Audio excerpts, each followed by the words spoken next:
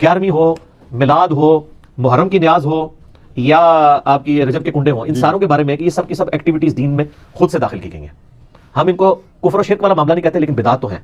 اب رہ گیا مسئلہ کہ اس طرح کی ایکٹیویٹیز میں جو کھانا ہے وہ حلال ہے یا حرام ہے. وہ بھی میں نے اس کے اندر بتایا ہوا ہے کہ کھانے کو حرام کہنے کے لیے یہ چیز ضروری ہے کہ آپ پہلے اس کی حرمت ثابت کریں.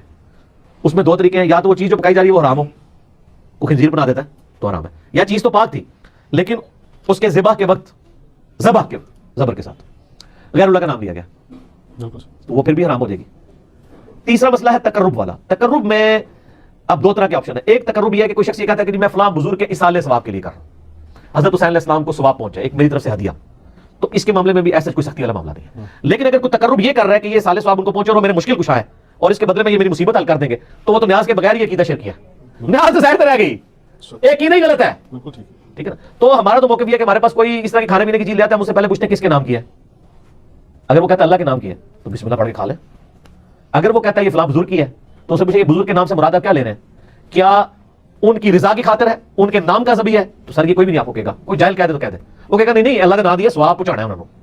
اچھا جی، پھر زیادہ فہم نکالنا ہے تو آپ پوچھ لیں کہ ثواب پہنچا کے کٹنا کیجے بچوں جی تسی واقعی کھانا نہیں کھانا تھے، یہ کھانا کھانا تھے، ایسے تک سوال رکھو، زیادہ غلوف نہ کریں آپ کیونکہ غلوف کریں گے نا تو معاملات بگڑیں گے.